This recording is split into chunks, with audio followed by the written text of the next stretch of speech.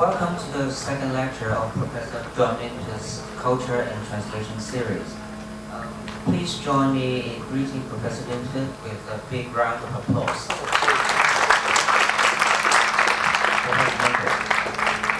Well, thank you. Thank you for coming here this afternoon. It's a beautiful day, and I was up on the hills the other day going for a walk, because the nice thing about this, well, one of the many nice things about this college is that you can just walk up behind the residence and you're up in the mountains and in the pure waters that made Shatin famous for its tofu.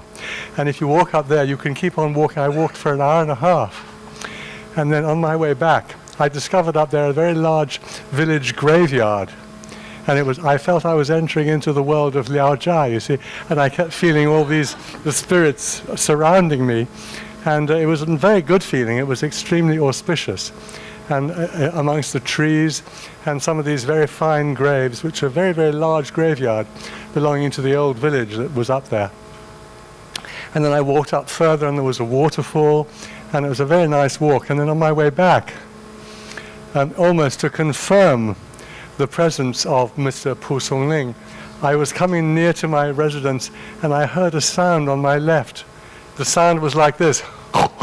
Okay. And I looked and there, 3 meters away from me, was a very large wild boar.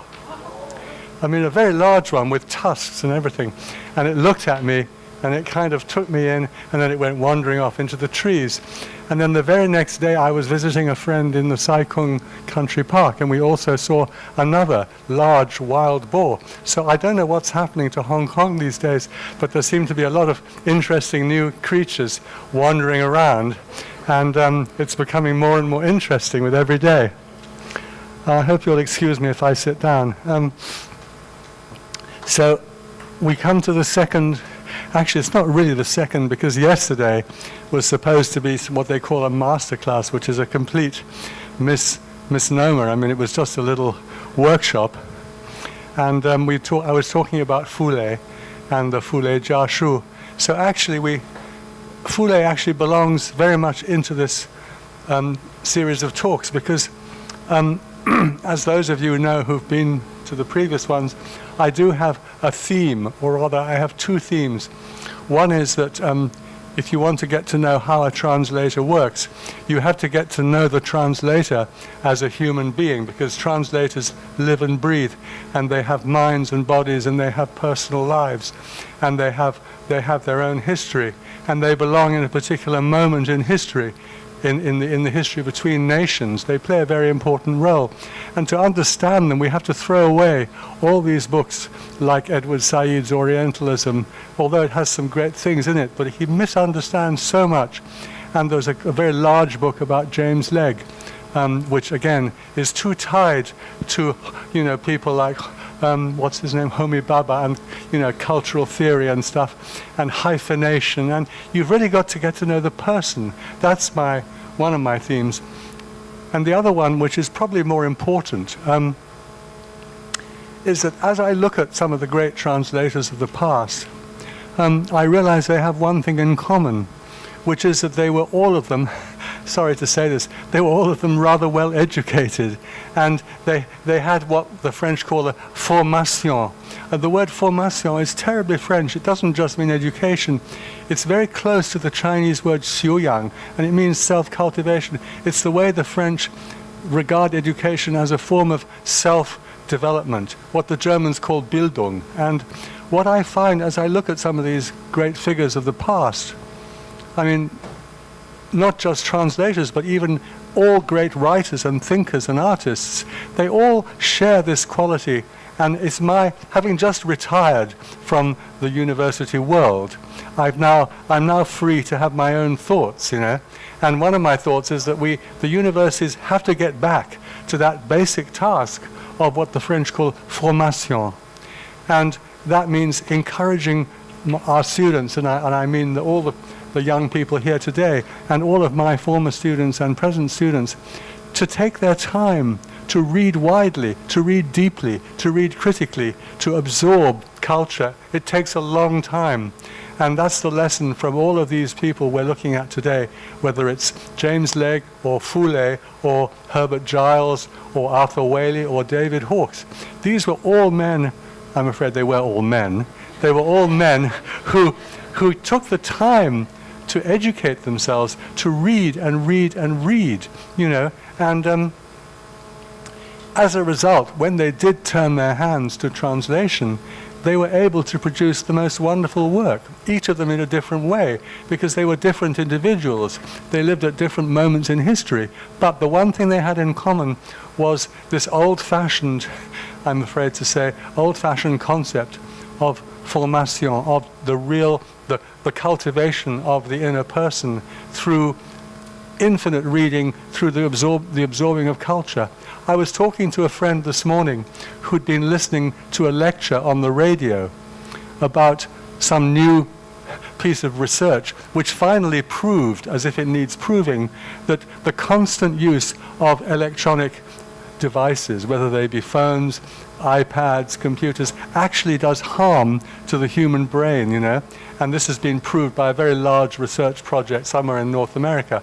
We hardly need it to be proved. It's quite clear to me that the first thing I would do if I could now make my decisions free of university affiliation, the first thing I would do to my students, and I hope I don't have to do it today, is to say, put away your devices, please, because your devices are going to prevent you from thinking. They're going to prevent you from causing organic chains of thought in your mind.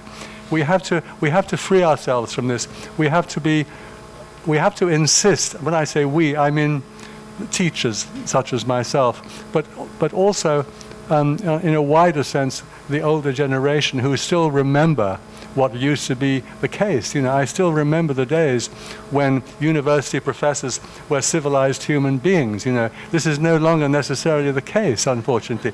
They're mostly managerial idiots, you know, and unfortunately they are in charge of our educational system. It's not just Hong Kong, it's not just America, it's not just China, it's the entire world. It's far worse than being run by the Communist Party. We're now run by managerial people with human resources cliches that are becoming a substitute for education. It's an absolute tragedy. I mean, my own school, of which I'm no longer a member except as an emeritus professor, my own school has recently announced a financial crisis as the result of which they are going to fire 15 academics. 15, mostly younger ones because they don't have tenure. They're going to go.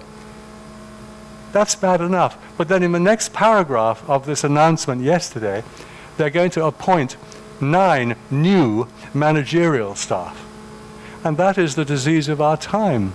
And so, you know, I'm sorry to go on about this, but one of my themes is the importance of the old-fashioned concept of formation. And that's what Foulet always saying to his son, the pianist Pu Songling. He's saying, you mustn't just learn piano technique. You mustn't just learn foreign languages. You have to learn what he keeps calling xiuyang, and he keeps describing xiuyang, and he keeps giving Fu Song books of Chinese poetry to read. You might say, how is that going to help a pianist to become a great artist? But of course it did. And when Fu Song, this is what I was saying yesterday, when Fu Song in his later years talked about how he became the great artist that he is, because he's one of the world's great pianists, in my opinion, he attributed a lot of that to the fact that he had read so much Chinese poetry. And you see, Foulet himself, when he was explaining why he loved Chinese painting so much, old-fashioned Shan Shui Hua, you know, people like Huang Binghong, he said, I learned to love Chinese painting in Paris when I was visiting the Louvre and looking at the Impressionist painters and the great Western tradition. Because for these people who understand the nature of formation, of xiuyang, there are no boundaries, there are no divisions between one culture and another. And of course, these people are very often translators, because it is the translators who succeed in transcending those boundaries. So anyway, that's by way of a kind of introduction. Now, today's gentleman that we're going to be looking at, it goes by the name of Herbert Alan Giles. And as is my wont, I'm going to start off by showing you some pictures, because as I explained in my first talk, I've evolved a method of teaching which really is not a very good one. I mean, it's not very correct. I put together a PowerPoint which is just pictures, and then I put together a handout, and often the connection between the two is somewhat loose. So what I'm going to do is show you the pictures first and then return to the handout. But you'll find that a lot of what I say as an accompaniment to the pictures will actually be written down in the handout. And then in the last half, I'm going to look at some concrete examples of Herbert Giles's translation. Well, in particular, I'm going to look at the things that he left out, because that, of course, is the interesting part. Well, the naughty part, anyway. So let's have a look at some of these pictures.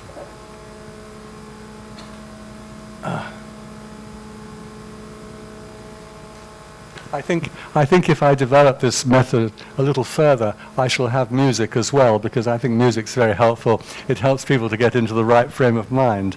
I think I have to press something here. Yes, right, good. I got that right. Do you think we could dim the lights a little bit? It's rather sort of, it's rather bright, and people will just want to look at the pictures. If we could just dim the lights a little bit, that would be nice. Is that possible? Thank you. Okay, well, here's our man. Now, the first thing you need to notice are his dates, because this gentleman, Herbert Allen Giles, lived through the entire Victorian reign and the entire Edwardian reign, and then lived into the reign of George V. So he lived for a very long time. I wish all translators could live for 90 years. But anyway, he did. And he had more or less two careers, as we'll see. And, oh, thank you very much. That's fine, yeah. I think the first thing we need to say about him, I don't thank you for that, but I think that is an illustration of the ups and downs of life. Thank you very much. Thank you, that's perfect, yes. You see, we were talking about James Legge last week, or at least I was talking about James Legge. He was a most remarkable man, and I gave you an image which I wanted to remain in your minds, which is that he had a pet. I think one learns a lot about people by their pets, you know, and by their friends. And James Legge had a pet when he went to Malacca, his first trip to Asia. He got a baby crocodile, and he kept it as a pet. And he used to put a piece of wood in its mouth so that it would clamp onto that piece of wood. And then he used to swing it round his head. Now, anyone who does that is clearly not a conventional man of the church, you know. And that, for me, that was the clue to the fact that James Legge was a very, very interesting man. And I think that I think I tried to make that point. He was a very extraordinary man. But deep down, one can never get away from the fact that he was a missionary. He was a deeply devoted Christian priest, and a man who really, he was very single-minded. The other important little detail I wanted to get across last week was that James Legge got up every day of his life at 3 o'clock in the morning in order to translate, because he had a double life, you see. He was officially a missionary, but he was what was described once as an undercover translator. So he had to get in all that translation between the hours of 3 and 9 in the morning. And he continued to get up very, very early throughout his life. What a man, what a single-minded person.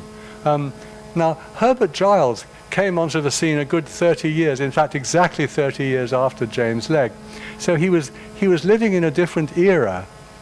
And as I'm going to emphasize, whereas James Legge arrived in Asia just before the founding of Hong Kong, and moved to Hong Kong shortly afterwards. So James Legge really arrived at the very beginning of the Western incursion into China. When Herbert Giles arrived in 1867, China was already had a well-established system of treaty ports, and places like Shanghai were becoming important cultural centers with large foreign communities, and that was the beginning of what is generally called the China Coast culture. And it was a very, very interesting time where some highly intelligent and gifted foreigners came to live in China. And that period continued right up until the fall of the Manchu dynasty, really. this is his father. Now, I don't just give you a picture of his father because it's like, because it's his father. I give it to you because I think in the quest for the individual person that is the translator, we need to look into things like their genetic makeup and what they inherit.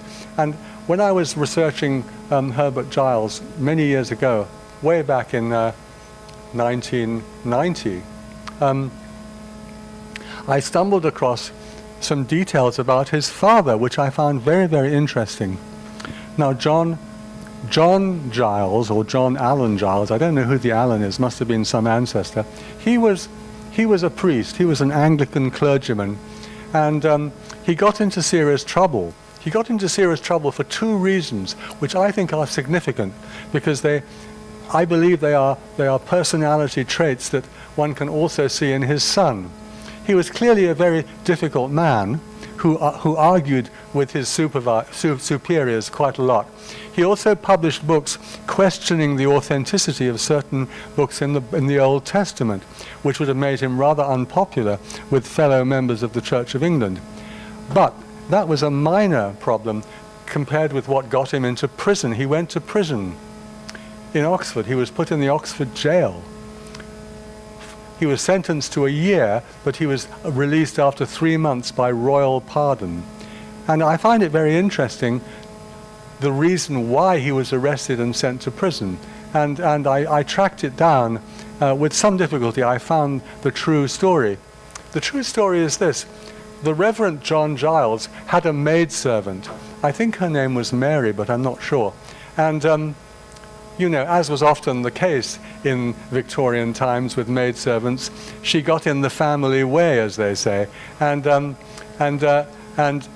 John Giles, being a nice chap, decided to help her.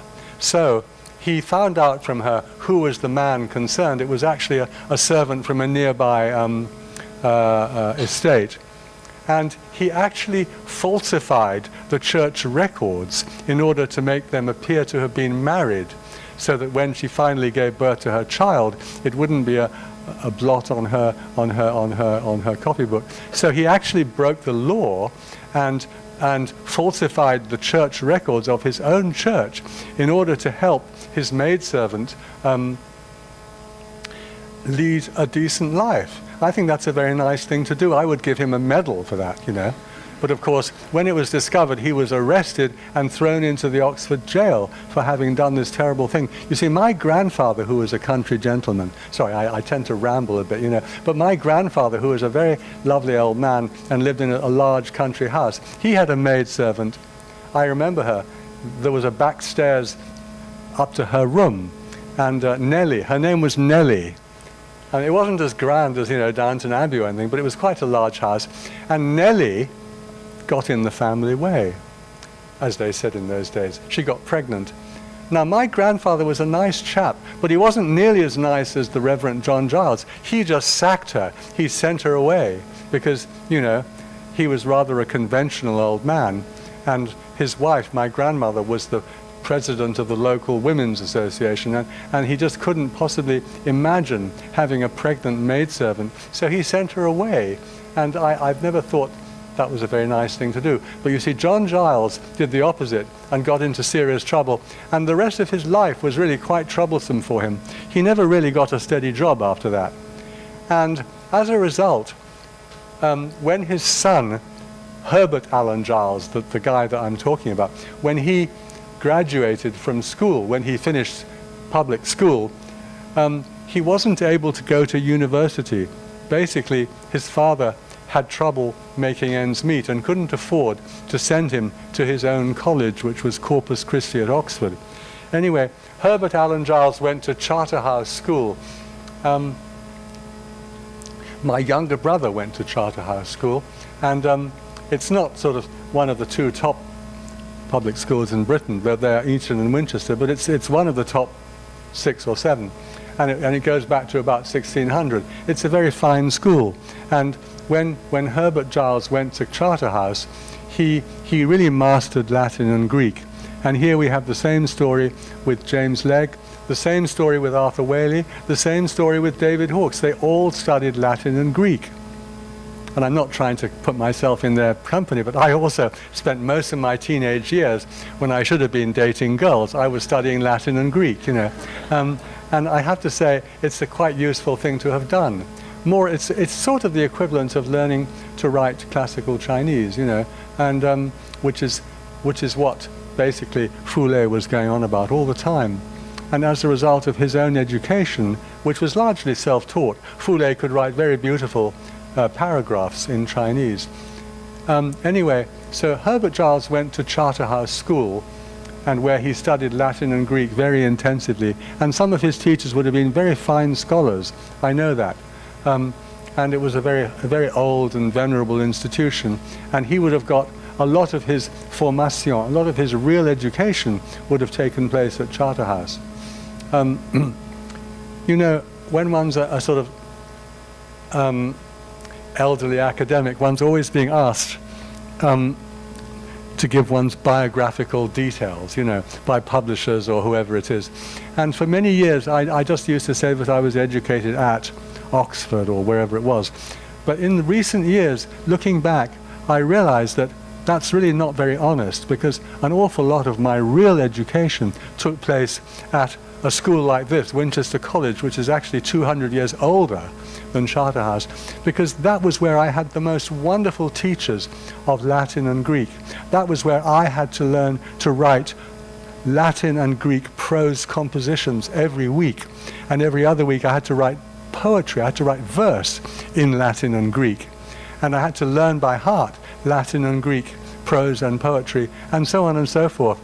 I'm sorry, I'm not trying to blow my own trumpet, but I received a medal, the Queen's Gold Medal for Latin verse composition. I mean, when I went to university, I was so poor that I took this gold medal to the local jewelers, and I said, "How much will you give me for this gold medal?" And it's the only medal I've ever been given in my life, but I was really desperate for a few pounds. And the man at the jewelry shop said, "Excuse me, sir, but we're not allowed to melt down something with the Queen's head on it." He gave me £5 for my gold medal, and that was the end of that. He took it back into the back of his jewelers and probably melted it down immediately. I'm just telling you that rather silly story because it as an illustration of the kind of education that took place in these places. They were really quite extraordinary. Of course, they were very elite. I mean, you didn't get into them if you were any old Tom, Dick and Harry, but once you were in, it was really like being in a monastery. I mean, if I look back on the 5 years I spent at Winchester College, I realized how enormously privileged I was to be there. And I realized how much I owe to that institution, however much I may have hated it. I realize I owe it an enormous amount. So nowadays, if I'm asked to give my whatever it is biographical details, I always say educated at Winchester College and Oxford, because I realize that I can't deny the importance of that, and the importance of that in the formation, in my own development as a human being and as a person who can have a sort of foundation, you know. Even though now I've forgotten a great deal of my Latin and Greek, it's still there somewhere at the bottom of my rather chaotic mind. And I think that's terribly important. And I think that with Herbert Giles, it was really important to him for the rest of his life that he studied Latin and Greek very thoroughly. Even though he never went to university, he had mastered those languages so carefully at school that he never lost that. He actually published translations. I think I might have them on the next slide. Yes. He translated Longinus's essay on the Sublime, which actually it turns out to have been a fake, but it was in Greek. And Herbert Giles translated that. He also translated the Greek tragedies of Aeschylus, including the Agamemnon. And so he was a man with a real education. And this was the dedication of his great dictionary, you know. I'm jumping ahead here, but one of the many things that Herbert Giles did was to compile the first really good dictionary. I mean, Morrison's dictionary is okay, but Giles's was a truly literate dictionary, not very well organized, but I have a wonderful old copy of it. And he dedicated it to his fellow consular officials. But on the inside dedication page is actually a line of Greek. I don't think I managed to. No, I didn't manage to find a picture of it. And the Greek says it is a noble thing to try something very hard and fail. And it's a quote from, I don't know, Aristotle or somebody. But you see, Giles remained a classicist at heart to the bitter end. And that was his formation, that was his xiuyang, you see. This is the great dictionary. Mine is in 2 volumes, but this is bound in 3 volumes.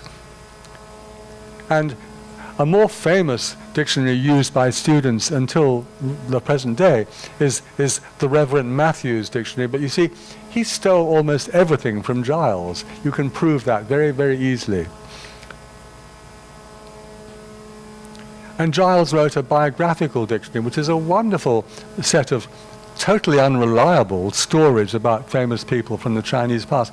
It's always being attacked by American sinologists because it's not sort of methodical and it's not this and it's not that.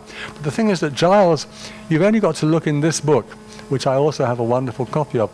You look in this book and you realize that he could tell a story. He could write a paragraph about, let's say, Cao Cao or Sima Xiangru, and he told a story. He had a way of telling a story, whereas if you look in one of the typical American reference books, like, for example, the Indiana Companion to Chinese Literature, which I contributed to, so I don't want to say anything too rude about it, but the contributors to that book didn't really know how to tell a story.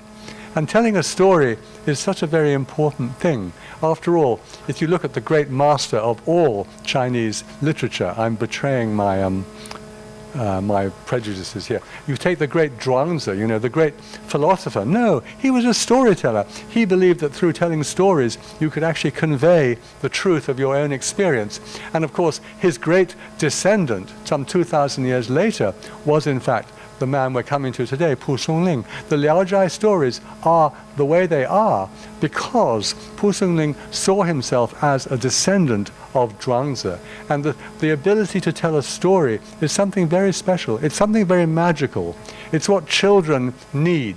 It's what, your children say to you, Daddy, tell me a story, And it helps them to feel comfortable. It helps them to go to sleep, of course, but it's something that's been going on since the beginning of time. It's a way of warding off the darkness. It's a way of creating human contact. It's a way of keeping memories alive. Storytelling is the most sacred thing, and the fact that in the modern age we don't revere it enough is very sad, I think. And Herbert Giles was a great storyteller. I have to say, he wasn't necessarily a very nice person. I have that on quite good authority because his great-grandson, I know very well, had a lot of stories to tell about Herbert Giles. He was quite a terrifying individual with rather a temper, and he more or less broke off relations with all of his children. So there is a kind of darker side to Herbert Giles, but I'm not going to spend too much time on that today. Well, from his published work, all I can say is he was a great storyteller. And this was his famous translation of Zhuangzi, which came out in 1889 and was immediately reviewed at great length by no less a person than Oscar Wilde. Oscar Wilde read this book when it came out, and he just raved about it. He said, this is the best book I've ever read. It's the most wonderfully modern study of human behavior. And that was Herbert Giles again. So his first love really was Zhuangzi. And his translation still reads very well. It's always being attacked because it's not sufficiently this, that, and the other, but it's a great read even today. And then quite late in his life, in the 1920s, he produced really what is the first decent anthology of Chinese literature in translation. He translated 2 volumes, one of verse and one of prose. And, he did them all with style. He liked to make things rhyme. I think this is a good moment to read the poem he wrote as an introduction to one of these books. I printed it on the first page of your handout. I think it's very charming. It goes like this: Dear land of flowers, right, that's 中华的话, Dear land of flowers, forgive me that I took these snatches from thy glittering wealth of song, and twisted to the uses of a book, strains that to alien harps can ne'er belong. Thy gems shine purer in their native bed, concealed beyond the pry of vulgar eyes, until through labyrinths of language led, the patient student grasps the glowing prize. Yet many in their race toward other goals may joy to feel, albeit at second hand, some far faint heartthrob of poetic souls whose breath makes incense in the flowery land. I mean, it's completely over the top, but it shows that Giles really, first of all, he loved to rhyme, you know. He could rhyme very easily. And later on, he argued vigorously with Arthur Waley. They fought it out in public as to the relative merits of translating Chinese poetry in rhyme or into non-rhyming free verse like Arthur Waley did. And I used to be a terrific supporter of Arthur Waley in this argument, but with the years I've come to respect Herbert Giles a great deal. He was very good at rhyming. So this is one of his last publications, and he wrote lots of books of essays, which are all very, very interesting. I mean, he knew how to write a good essay, and he wrote a history of Chinese literature, probably one of the first of such works. Now, I'm going to skip through these because I'm going to come back to the Ajahn. I'm afraid my PowerPoint is rather chaotic, so we'll jump ahead. Yes, sorry, I was going to move them around, but you know, I just ran out of time this morning. This is the young Giles when he went to Charterhouse, you see, and he was a kind of the son of a rather impoverished clerical gentleman. And he had a rather nice-looking dog. And, you know, I'm always interested in people's pets. He didn't have a crocodile, he had a dog. All right. I have 3 dogs. And this is one of my favorite photographs. This is when he was later in life, when he was the British consul in Ningbo. And this is him in his garden. And there he is on that lovely chair. I'd love to have a chair like that. And I got a slightly enlarged picture of him. You see, he was a man who enjoyed his leisure. You can see from that picture. He was, you know, if you go back to the other one, his family, and there's the armor at the back, and that must be his daughter Edith, I think. And that's probably his first wife, I'm not sure. I don't know who the young gentleman is. It wouldn't have been one of his children, some other consul probably. And he's in the garden of the British consulate in Ningbo. And he's got quite an interesting expression on his face. And here he is in another garden. He obviously liked gardens. I think this was with his first wife. He was married twice. His first wife died and he remarried. And this is his house in England, quite a grand house. I mean, he was very much a kind of a gentleman of means who lived as part of the sort of upper class British literary sort of intelligentsia. I'll talk about that later. This is him in his later years when he went to Oxford, and he cultivated that moustache. I'm not so happy about the moustache, but you know, I like his hat though.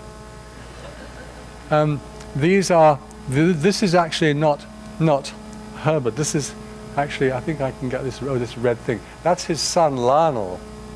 And he had one son who followed in his footsteps and became not only a sinologist but a very good translator. And his son went into the same training as what they called in those days a student interpreter. 5 years they spent in Peking learning the Chinese language. You see, they didn't mess about. They spent a decent amount of time. 5 years reading and speaking and listening and and this was a system which continued right into the 20th century. And here's his son, Lionel. Lionel actually went on to translate, did a very good translation of Sun Tzu Bingfa, which helped me a great deal with mine. But he translated a lot of other things. He translated the Lunyu and all sorts of things. He was a very good scholar and a very obedient son. He was always being told to do things by his father. And this is Herbert Giles again, indoors. This is in the Ningbo consulate. You might wonder how I managed to get hold of these photographs. It's a very interesting thing, but there's a gentleman who lives in Australia by the name of Giles Pickford. And Giles Pickford is the great-grandson of Herbert Giles.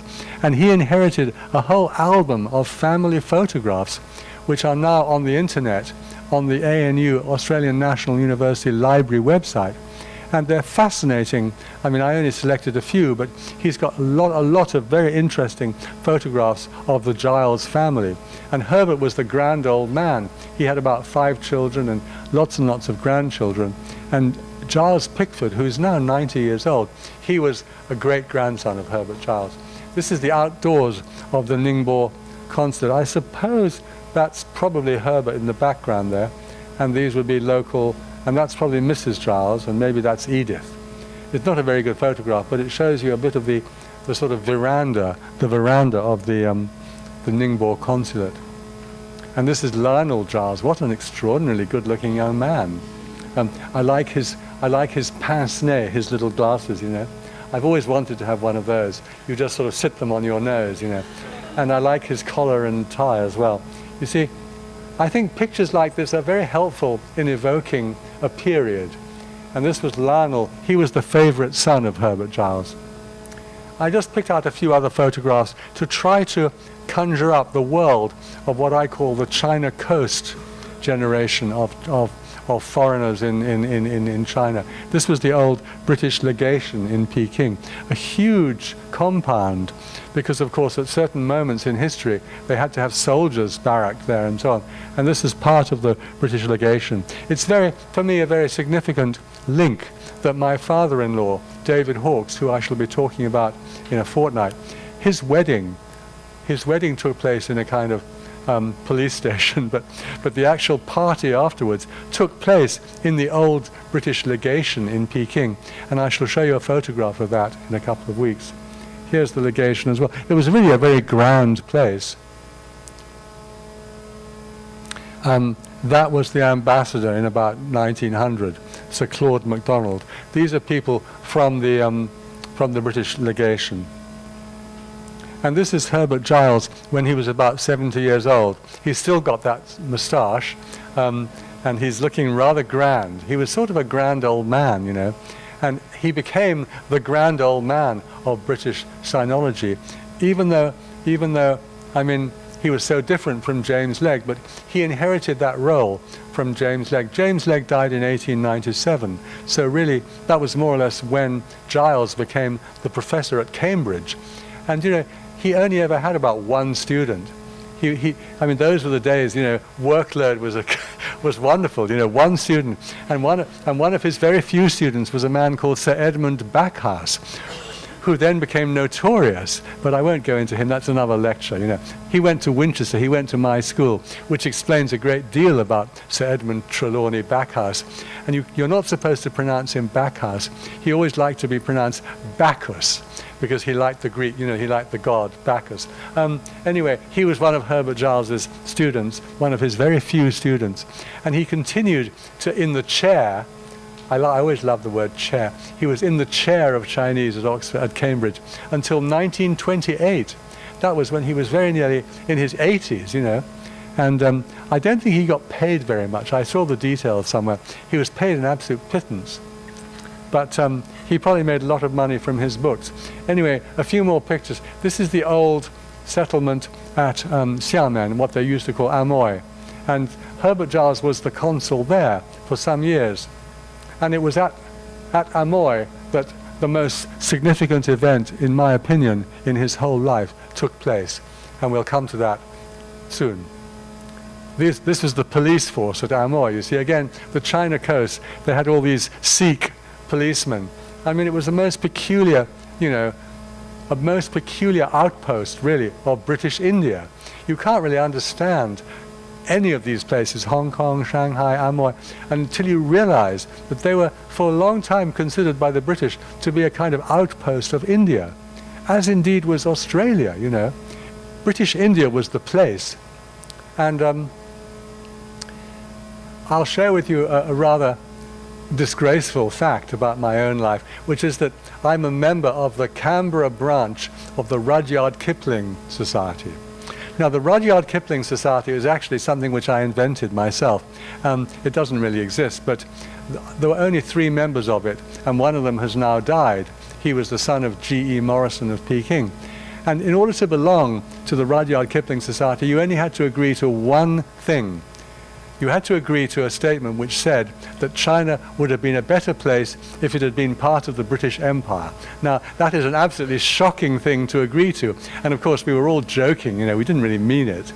I'm not a real colonialist, but it was making a statement, you see, about the nature of the British involvement in Asia.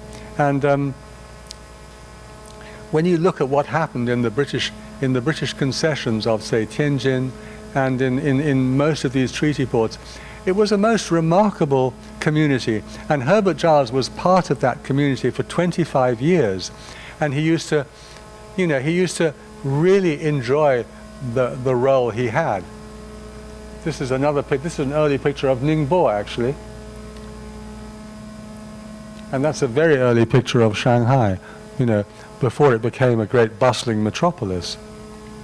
And you see, one of the first things the British do when they go out, you know, to rule the world is to set up a cricket team, you see. And this was one of the earliest cricket teams in Shanghai. I don't think Herbert Giles played cricket, but you see, it was the other thing, of course, they had was race. They all immediately set up a race course, and the Shanghai race course was terribly important. And then they opened railways, and this is, I rather like this picture because it's a sort of, it portrays the local Chinese looking on with absolute amazement as the first train pulls out of Shanghai.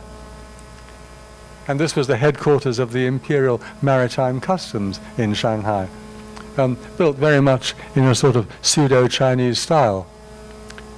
And this is the most extraordinarily revealing photograph. This was some very important person, foreign person's residence in Shanghai in about 1870 or 80. And when they had to deal with the lawn, they just got in about 20 Chinese coolies who just went around weeding the lawn by hand. I mean, what an appalling situation. However, that was the way it was.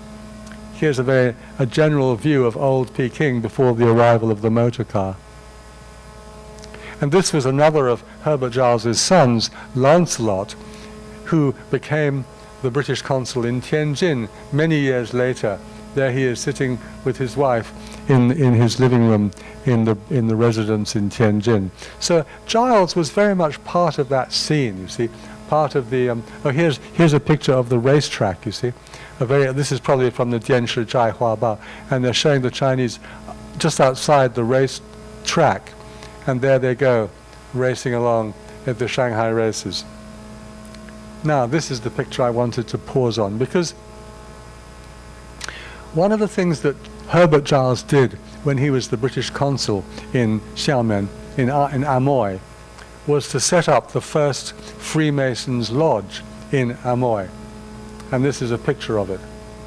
And I don't know how much you all know about Freemasonry, but it's, of course, it reckons its origins lie in the dim mists of time, but really it was during the 18th century that Freemasonry became quite widespread in Europe.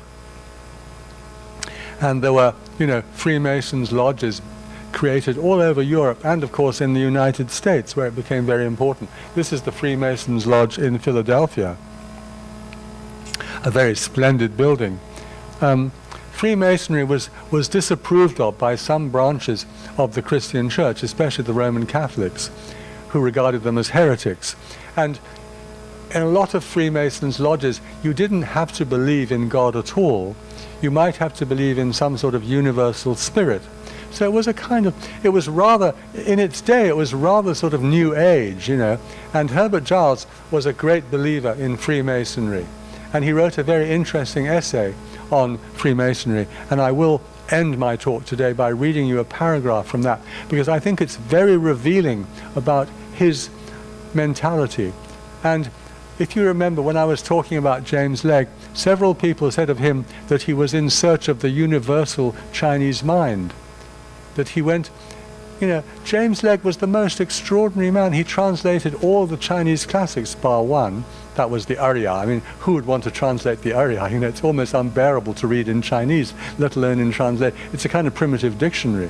But all the rest, you know, the I Ching, the Li Ji, and so on and so forth, the Shu Jing, the Chun Shu Zuo Zhuan, he translated them all very, very well.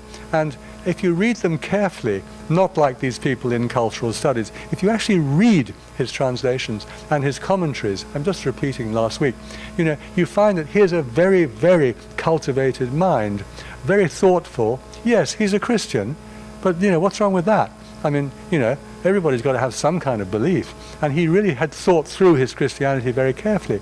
And when he was studying the Chinese classics, he was in search of what he himself called the universal Chinese mind, because he had a huge respect for Chinese thought, and he had a huge admiration for the Chinese tradition of letters, you know, what we would in the old days called letters. They don't call it anymore. You know, literae humaniores. I mean, the humanities, they were great humanists. And James Legge really appreciated that. And there's a wonderful essay which I read last week, a bit of it last week, where quite an important Chinese scholar talked about James Legge and said how grateful China should be for the fact that he communicated so much of China to the West. You know, how he actually civilized the barbarians. You know, it's a wonderful turnaround, because he thought he was going to be converting the Chinese to Christianity, but in fact his lasting legacy is that he communicated more than anyone else in the 19th century. He communicated the essence of the Chinese tradition to the Western world. Now, Herbert Giles was a very different kind of person. He didn't get up at 3 o'clock in the morning. You can see him lounging in his chair. He wasn't an early riser, you know. He enjoyed life. He was a man of his age, the later 19th century. And he was also a man who believed in what he called the universal spirit, and the universal creative spirit. And this was a very deeply held belief, and it's what led him to set up the Freemasons' Lodge in Amoy, and he was a Freemason for the rest of his life. Now, when you read studies of Herbert Giles, you hardly even see that mentioned. You don't see it mentioned, but for me it's the most important single fact in understanding this person's mind and the way he worked as a translator and as a thinker. And these are some of the other great figures from the China coast period, because there were some extraordinary individuals living in Shanghai and Tianjin and all these other treaty ports. The most powerful and the most prominent of them all was a man from Northern Ireland by the name of Sir Robert Hart. He ran the imperial customs, and he was like a very, very influential Mandarin. I mean, he had serious stature within the Chinese world because of his huge network of customs posts throughout China. This was the first professor of Chinese at Cambridge, who was also the ambassador, the British ambassador in Peking, and Giles's senior. They got on very, very badly. They fought the whole time. And Giles was always, he was the most argumentative and impossible individual, Herbert Giles. I mean, he was always attacking other people. He wrote a series of essays entitled Adversaria Sinica, which is the Latin meaning argumentative essays about China, because he was always taking positions, and he really didn't like Thomas Wade. And Thomas Wade left a whole lot of stuff at Cambridge when he died. And if you go there to the library, the Fitzwilliam Library in Cambridge, you can find these books by Thomas Wade, and they've all got Herbert Giles's comments in the margin, and his comments are so rude, you know, what an idiot, you know, stupid old fool, you know, stuff like that. It's wonderful, you know, just like a Chinese commentator. Now, this was one of Herbert Giles's, again, one of his great friends in London was a bookseller by the name of Bernard Quaritch, and a very interesting man who set up a club, a kind of reading club in London, which had all sorts of interesting members. This was in about the 1880s. And he invited Herbert Giles to join the club. Now, for me, that's also very interesting. Herbert Giles, he enjoyed that kind of thing. He enjoyed the sort of convivial atmosphere of a book club, you know. And in fact, they became fast friends, and Bernard Quaritch published a number of his books, because he was also a kind of publisher and a bookseller, and one of Herbert Giles's real buddies. Another of his great connections was a very famous writer called Edmund Gosse, who wrote a very well written study of the father-son relationship, just called Father and Son. And he was a really big figure in the British literary world during the late Victorian Edwardian times. And he's the one who commissioned Herbert Giles to write a history of Chinese literature. So Herbert Giles was very much part of the scene, you know, back in England. He was an important figure, and his thing was literature. He wasn't a religious person. He was a Freemason, and he was a member of a book club. That was the kind of person he was. Now, this is someone he didn't necessarily know, but it was a contemporary of his. And, you know, people are always saying bad things about Rider Haggard because he's not fashionable. He wrote novels of adventure, you know. I mean, and look at them all. I mean, so many books. He was a very, very successful, you know, late Edwardian, late Victorian, early Edwardian novelist who wrote tales of exotic exploration and adventure. And as some of you may know, he was one of the favorite authors of that great Chinese translator Lin Shu. Lin Shu translated many of Rider Haggard's novels into Chinese, and some people have criticized him for doing that. They say, why couldn't he recognize good literature? Rider Haggard was just second rate. But Rider Haggard, I'm sure he'll come back into fashion, you know. He wrote terribly well, and he knew how to tell a good story, and he made a lot of money out of his writings. This is his stately home, you know. And here's an illustration to one of his novels, you see, Nada the Lily. And you can see he was always writing about Africa, and the combination of the exotic and the slightly mystical and the adventure and so on. Rider Haggard had a formula, and he was very popular in the day, in Herbert Giles's day. And so, of course, was another wonderful figure, Sir Arthur Conan Doyle. And people just think, oh yes, Arthur Conan Doyle, Sherlock Holmes, that's it, you know. Actually, Sherlock Holmes was a very minor part of Conan Doyle's work. He also had a lovely house. He designed this house himself for his wife, who had very poor health. And, you know, it's now been preserved as a kind of school in memory of Conan Doyle. But this is one of his sayings: life is infinitely stranger than anything the mind of man could invent. And he wrote strange tales. That was his main thing. He wrote the most wonderful, you know, this is a recent reprint, Tales of Terror and Mystery. And he loved to write that kind of story, and he wrote very, very well. And he liked all kinds of spiritualist experiences. He was a great believer in spiritualism. And this is a kind of typical spiritualist seance in London in the 1930s. The kind of thing Conan Doyle was going to all the time. And, you know, is Conan Doyle right? They made a movie. Can the dead talk to the living? See this spiritualist. He was much more famous for his tales of the supernatural and for his belief in the supernatural than he was for Sherlock Holmes. And he also believed in fairies, you know, and he was famously taken in by a fake set of photographs. A lady thought she'd managed to photograph some fairies in her garden. They were known as the Cottingley fairies. And Conan Doyle was completely taken in by it and wrote long essays in support of the existence of fairies. Well, of course, do you believe in fairies? You know, that comes in Peter Pan, you know. And of course, I believe in fairies, but I mean, you know, Conan Doyle definitely believed in fairies, and here are some more of the fairies he believed in. They're straight out of Liao Jai, of course, you see. And there's another lovely fairy, you see. This is Conan Doyle, and he was a contemporary of Herbert Giles. And now we come to the most shocking contrast to Herbert Giles, because later on I'm going to show you the way in which Herbert Giles translated Liao Jai.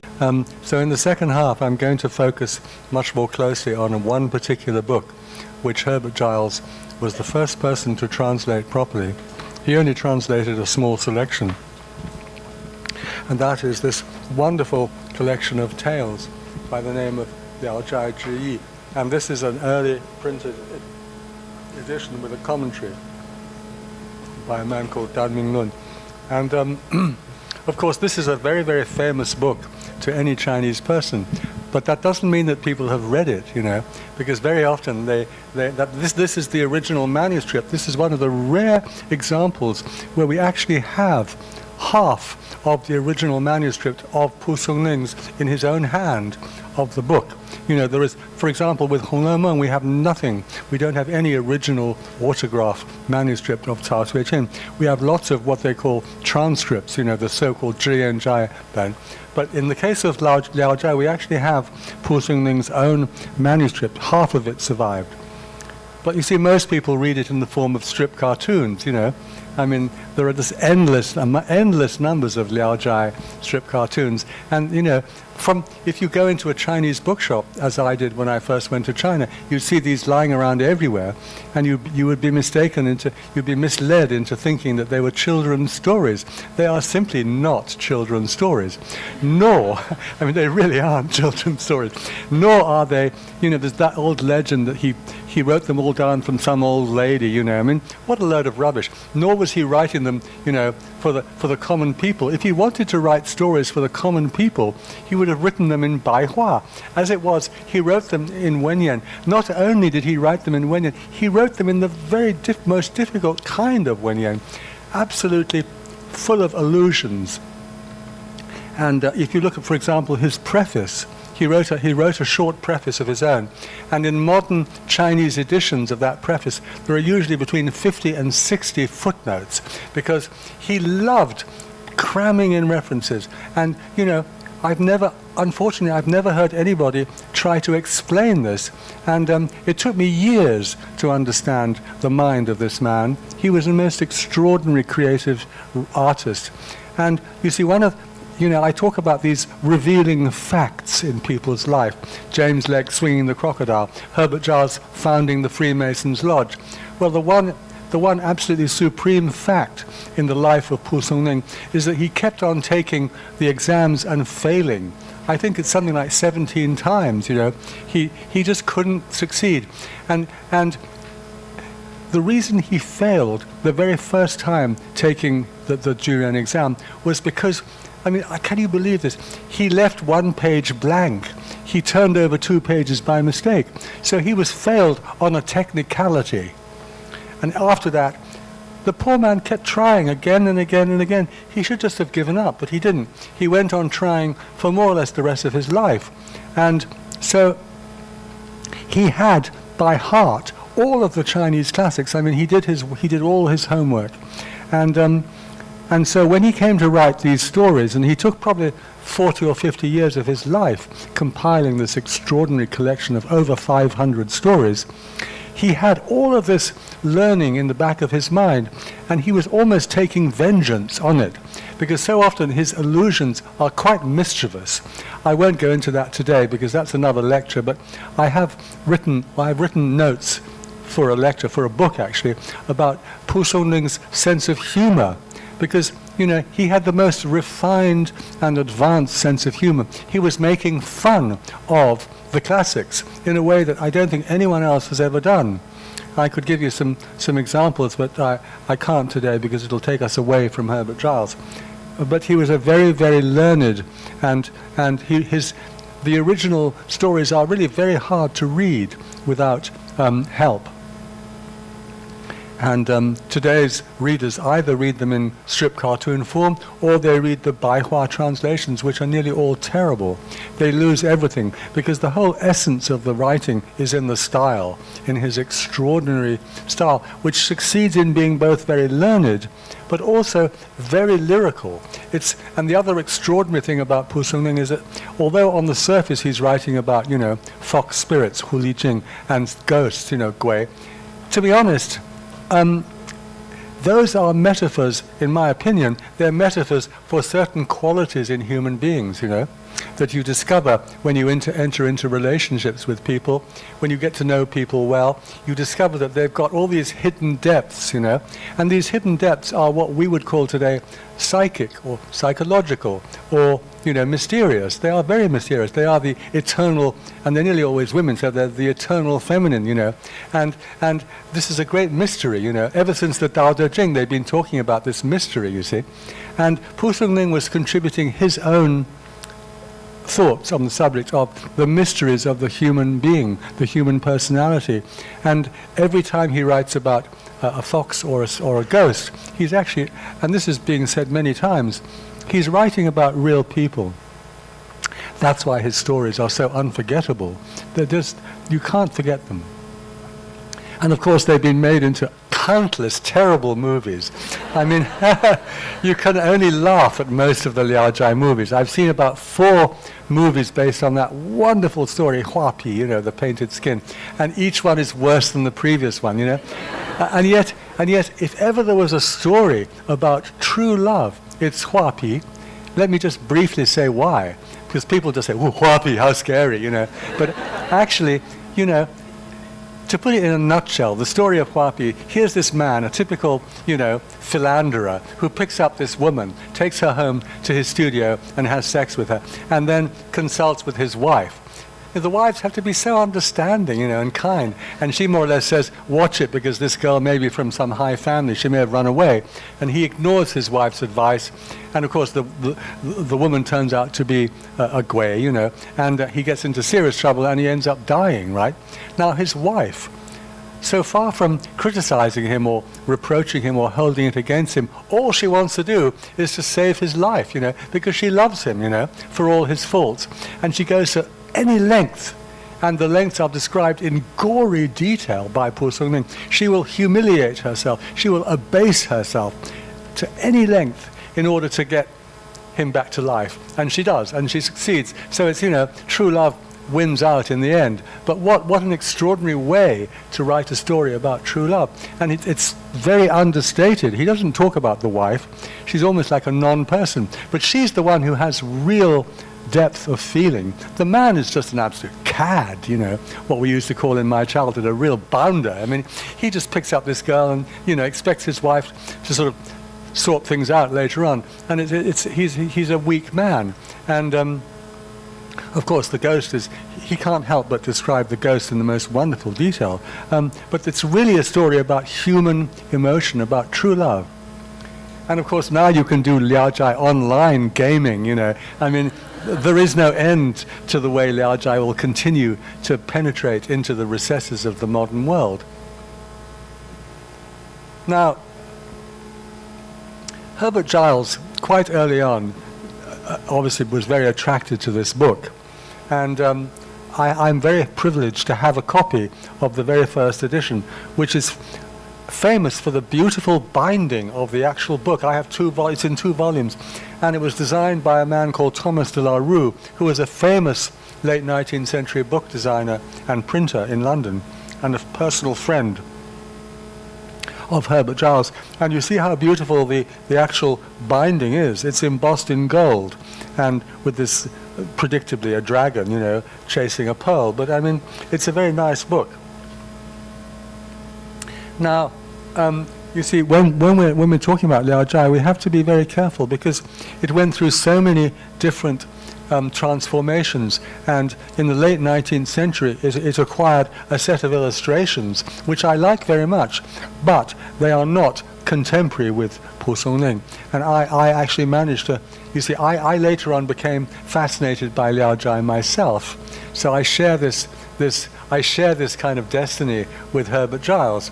And when I finally published my first little book of selections, I had to fight with my publisher to include the illustrations, because although they're late 19th century, they do give the English reader a sense of Chineseness, and we need every bit of that we can get.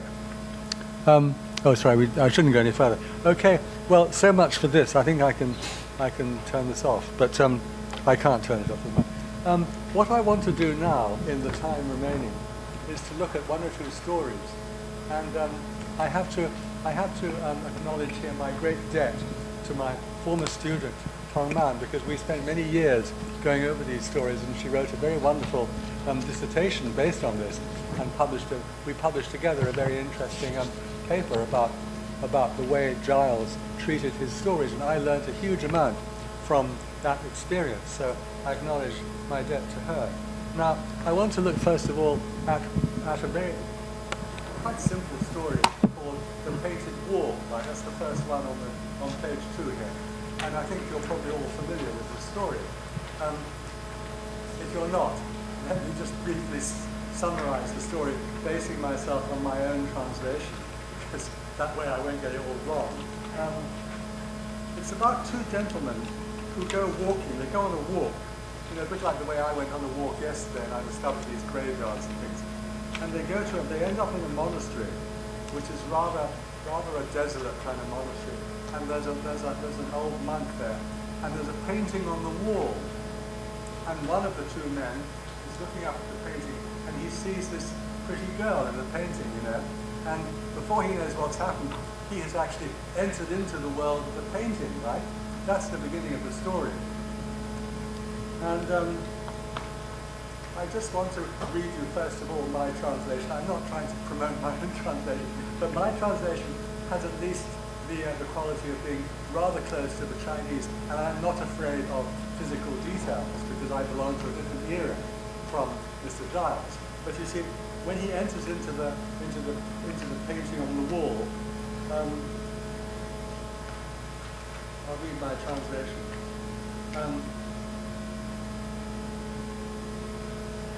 So Mr. Zhu, that was his name, he was mingling with the crowd when presently he felt someone secretly tugging at his sleeve. He turned to look and saw the maiden with the unbound hair, walking smilingly away from him. He followed her down curving balustraded pathways to the doorway of a small pavilion, where he hesitated. The maiden looked back and beckoned him on with the flower that she still held in her hand. So he followed her into the garden. I mean, you can find this in the Chinese. Oh, sorry, I was talking about the wretched microphone, yes. It's such a nuisance. So thank you, that's so kind, yes. Okay, I'll try and speak into this. I do find it quite annoying. Anyway, the important bit is about to come. So he followed her into the pavilion, where they found themselves alone, and where, with no delay, he embraced her, and finding her to be far from unreceptive, proceeded to make love to her. Afterwards, she left him, and so on. So, this is an absolutely typical Pu Songling passage. I mean, he just throws it away like that. People in his stories are always making love. I mean, that's one of the facts about the Liao Jai. It's not a pornographic novel. It's not even particularly an erotic novel. It's just about reality, or in his case, the supernatural as a reflection of reality. And, he has a certain vocabulary which he uses, which is quite refined, but which unmistakably refers to the act of love, and this is one case. Now, dear old Giles, you see, was not very happy with this. So, if you read what he has to say on page 3, I'll read his translation now, from halfway down that paragraph. Mr. Zhu mingled with the throng, and after a few moments perceived a gentle tug at his sleeve. We're on page 3, halfway down. Turning round, he saw the young girl above mentioned, who walked laughing away. Mr. Zhu at once followed her, and passing a winding balustrade, arrived at a small apartment, beyond which he dared not venture further. But the young lady, looking back, waved the flowers she had in her hand, as though beckoning him to come on. He accordingly entered, and found nobody else within. Then, this is the bit, then they fell on their knees, and worshipped heaven and earth together. I mean, give me a break, I think the last thing they had on their mind was performing the marriage ceremony. But you see, Giles just simply substituted that for the Chinese. But being a very smart guy, he then wrote a footnote. He wrote a footnote in order to cover over what he'd done, to give it authenticity. This is pure fabrication. And the footnote says, number 45, the all-important item of a Chinese marriage ceremony, amounting in fact to calling God to witness the contract. So not only does he falsify the original, but he then creates a false footnote to sort of make his falsification look genuine. It's the most wonderful example of sleight of hand on the part of a translator. And if you've got a lifetime to spend going through Giles's translation, this happens in almost every single story, because he's not only unable to face up to this element in human experience, the physical element, he's also very clever at covering up his traces, So he finds ways round it which are extremely ingenious, I do admire him for that. And I don't criticize him for being, afraid of describing the act of love. I mean, he wasn't Sir Richard Burton, Sir Richard Burton was looking for it everywhere, even when it wasn't there, Sir Richard Burton was obsessed with sex, and his book was, when he died, Sir Richard Burton had all these notes and papers, and his wife burnt them because she was so ashamed of her husband's notoriety as a chronicler of Islamic sexual customs. And but he was quite obsessed, actually. He was the very opposite of Herbert Giles. Herbert Giles was, a respectable gentleman, and in those days, you can search, for example, all the novels of Rider Haggard, and you'll never come across a single reference to the physical act of love. And that was just the norm. So we shouldn't really be too heavy on Herbert Giles. He was doing his own thing in his time. But when I came to do my translation, I just felt I had to translate what Pu Songling had actually written. Now, I paid the price for that because, as I mentioned in a previous talk, I've recently been attacked in the mainland for being a shameless consumerist and for pandering to the degraded tastes of Western readers in my emphasis on sex in the stories of Pu Songling. I mean, all I did was translate the bloody stuff. Sorry, and somebody from that famous institution, the China National University of Petroleum, right, Shiyou Daxue, right, in Qingdao, he wrote a long article attacking me for being a consumerist. It's the latest in, one pays the price for these things. And what's interesting, though, is that this very same gentleman, sorry, this is a digression, but it is rather interesting.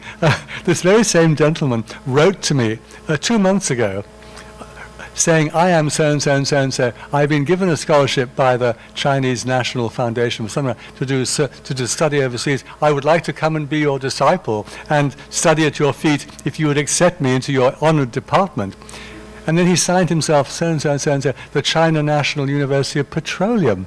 And I immediately became very suspicious. So I wrote him back a very polite email saying, excuse me, sir, but are you by any chance the gentleman who attacked me a few months ago for being a consumerist? In which case, you're rather, hedging your bets, because I mean, either you attacking me or you want to come and study with me, but not both. I never heard another word from him.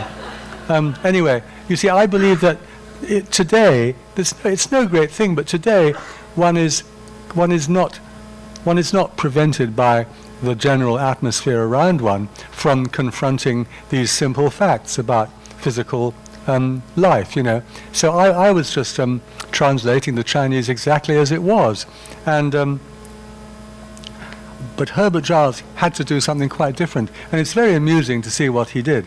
Now, there are some other examples. I've got lots of others, but I haven't got time to go over them all.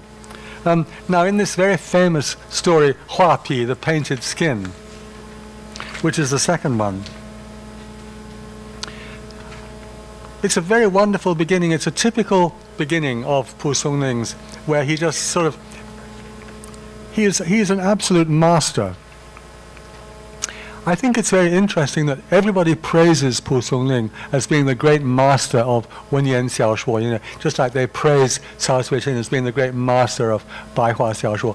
But very few people can actually tell you why he's the great master. I mean, and it took me about 10 years to really get to grips with his mastery. It's interesting because translation is more than just transcription. It's actually to do with understanding, and I really have to say from my own experience that it did take me a very long time, many years of reading, to reach the point where I could confidently say that I could hear the voice of Pu Songling. And my great mentor and teacher and father-in-law, David Hawkes, used to talk about the Liao Jai stories, and he often used to say, I really don't understand why they're thought to be so good. But when he sat down to read my translation when it was finished, when I received the proofs from the publisher, and he sat down, he was visiting my house in France, and he read the whole thing from beginning to end. And he said two things which I've never forgotten. First of all, he said, "John, this is your best work." Well, he very seldom praised anybody, but he thought it was my best work.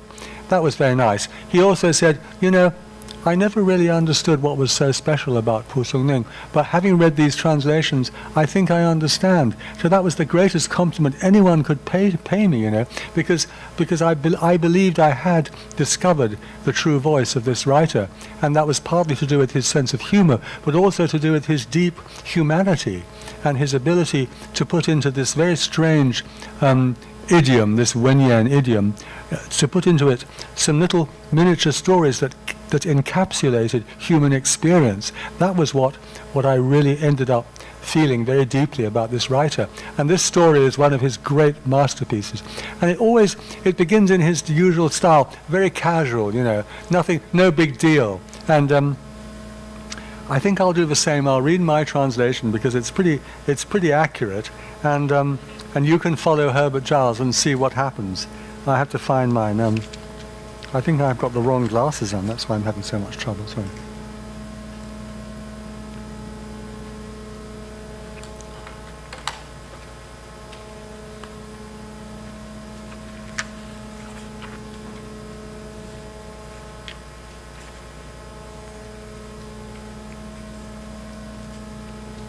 A certain gentleman by the name of Wang, from the city of Taiyuan, was out walking early one morning. It's so casual, It's beautiful the way he just slides into his stories like this. And he gives them this fake air of authenticity. He's just made the whole thing up, And then at the end he always puts this little note, Anyway, was out walking early one morning when a young woman passed him carrying a bundle, hurrying along on her own, though with considerable difficulty. He caught up with her and saw at once that she was a girl of about 16 and very beautiful. "What are you doing out here all alone at this early hour?" he asked, instantly smitten. So in this very casual way, he's describing how this young man spots a beautiful girl and is immediately attracted to her and immediately goes up to her, you see. "Why do you bother to ask, since you're only a passer-by and can do nothing to ease my troubles?" was her reply. Again, masterful dialogue, because as we've subsequently discovered, she is someone who is trying to achieve immortality through all sorts of practices. She's a ghost. So she does have troubles, but they're not the kind of troubles that she's talking about. "Tell me, what has caused this sorrow of yours? I will do anything I can to help you. My parents were greedy for money," and so on and so forth. And then he says, my own humble abode is not far from here." He's very forward, this young man. He's only just met her and he's taking her home straight away, right? "I should be honored if you were to accompany me there." She seemed only too pleased at this suggestion and followed him home, Wang carrying her bundle for her. When they arrived, she observed that the house was empty. "Do you have no family of your own?" she asked. "This is my private study," he replied. You see, note he's taking her out to his private study. Old Mrs. Wang is in the house cooking dinner, And then she says, "It seems an excellent place to me, but I must ask you to keep my presence here a secret and not to breathe a word of it to anyone. My very life depends upon it." He swore to this.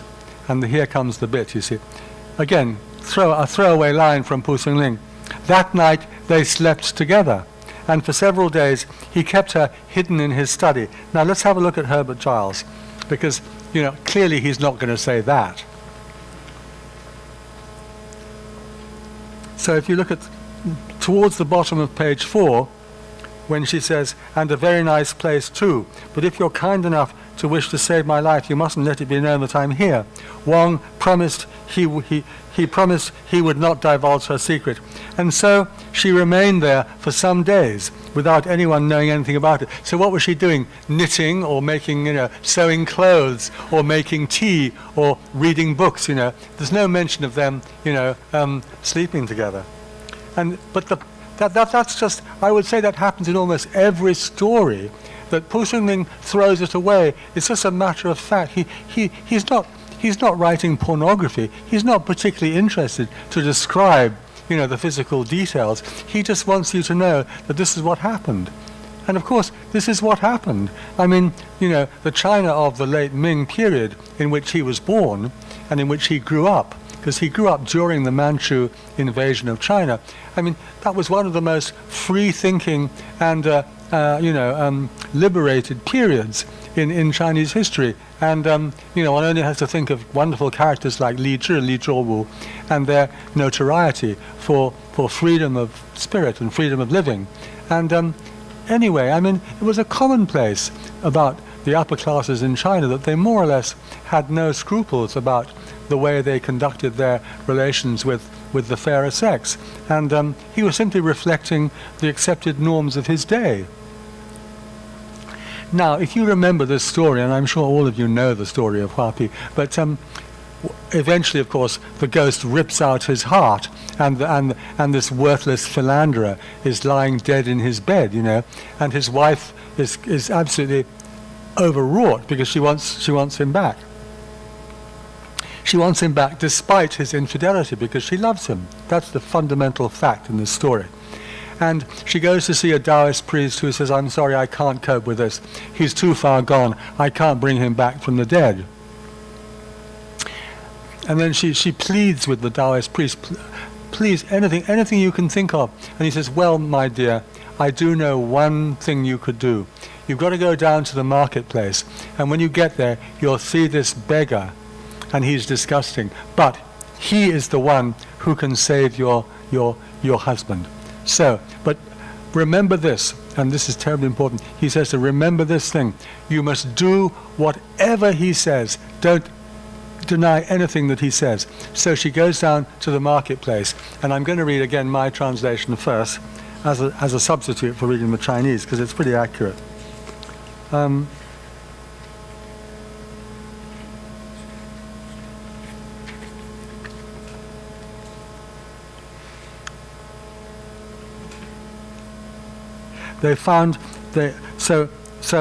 Her brother takes her down to the marketplace, where they found the man begging by the roadside, singing a crazy song. A good 3 inches of mucus trailed from his nose. I mean, the Chinese is very specific. He had this disgusting stuff coming out of his nose, 3 inches of it, trailing from his nose. And he was so foul, it was unthinkable to go near him. I mean, he stank. He was disgusting. But Wang's wife approached him on her knees. "Do you love me, my pretty?" leered the mad beggar. She told him her tale, and he laughed loudly. "There's plenty of fine men in the world for you to marry. Why bother bringing him back to life?" She pleaded with him. "You're a strange one," she said. "You want me to raise the dead? Who do you take me for, the king of hell?" He struck her with his stick, and she bore it without a murmur, because she's remembering what the Taoist priest said, always do what he says. By now, quite a crowd had gathered around them. The beggar spat a great gob of phlegm into the palm of his hand, right? And held it up to her mouth. "Eat," he said. She flushed deeply and couldn't bring herself to obey his order. Then she remembered that the Taoist had commanded her, and steeled herself to swallow the congealed phlegm. So she actually swallows this lump of phlegm in the beggar's hand. As it went down her throat, it felt hard, like a lump of cotton wadding. And even when after several gulps she managed to swallow it down, she could still feel it lodged in her chest. The madman guffawed. "You really do love me then, don't you, my darling?" And with those words, off she went. Let's have a look at what Giles makes of this, because I mean it's pretty confronting physical stuff. I mean this guy's not just playing around, he's spitting out, a great gob of phlegm. So they found, this is the bottom of page 4, this is Herbert Giles. They found the destitute creature raving away by the roadside, so filthy that it was all they could do to go near him. So Giles leaves out the 3 inches of mucus hanging from his nose, I mean, in Giles's day, that would not have really been a very nice thing, Wang's wife approached him on her knees, at which the maniac leered at her and cried out, "Do you love me, my beauty?" Wang's wife told him what she'd come for, but he only laughed and said, "You can get plenty of other husbands. Why raise the dead one to life?" But Wang's wife entreated him to help her, whereupon he observed, "It's very strange. People apply to me to raise their dead, as if I was king of the infernal regions." He then, and this is where Giles has completely changed it, he then gave Wang's wife a thrashing with his staff, which she bore without a murmur, and before a gradually increasing crowd of spectators. After this, he produced a loathsome pill. So the phlegm has now become a pill, right? Which he told her she must swallow, but here she broke down and was quite unable to do so. You see, it's a bit peculiar. It's just a pill, Couldn't she swallow it? But she refuses to swallow the pill. Completely destroys the climax of this story. However, she did manage it at last, and then the maniac cried out, "How you do love me!" and got up and went away without taking any more notice of her. Now, of course, what happens then is that she goes back to her husband, who's dead, and she sort of closes up his wound, and she spits out the phlegm which has been stuck in her chest, and the phlegm lands in his heart and starts sort of vibrating, and great steam. I mean, it's an absolute gift for a wonderful movie, but the movies are all terrible. And but it should be made into a movie by someone like Inarritu or something like that. You can just see it. And in the end, the phlegm that's got stuck in her gullet, she vomits it up. It lands in the cavity of his heart, and she closes it up. She's performing sort of hand operation, and then it all heals up, and it turns back into his heart, and she brings her worthless husband back to life. We don't know what happens after that. He probably carries on with some other young girl, but I mean, the point is that she loves him whatever, and she'll go to any lengths, and that includes swallowing the phlegm of a disgusting, smelly beggar in the marketplace who's got 3 inches of snot, we'd call it today, snot hanging from his nose. And so these details, which I have loyally kept, I mean, not because I'm trying to be a consumerist, whatever, pandering to the desires of the Western, but because that's what Pu Songling wrote, He wrote it, and he wrote it, and he got away with it because his style was so elegant that he could put all this stuff in, and he would never be accused of being anything except a great writer, which he was. Now, I just noticed today, in fact, that another thing that Giles does in this same story, he must have felt a bit guilty about leaving out stuff, because he writes an enormously long footnote, which I think is only in the later editions, about binding feet.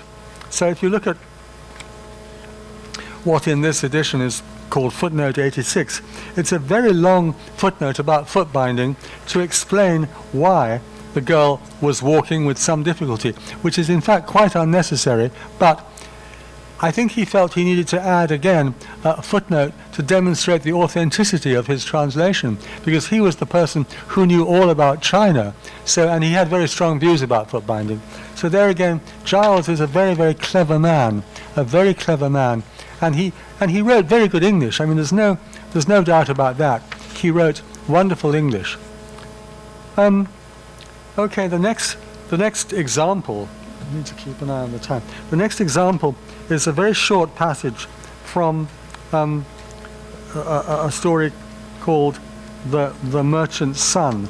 Now, I think I translated this, but frankly, it's such a long time ago that I don't really remember. Yes, page 133. So, this is the beginning of the story. And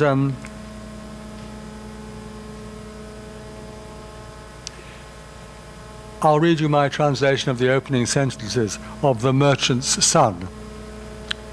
In the southern region of China, known anciently as Chu, there lived a merchant who was often away from home on business, leaving his wife much on her own.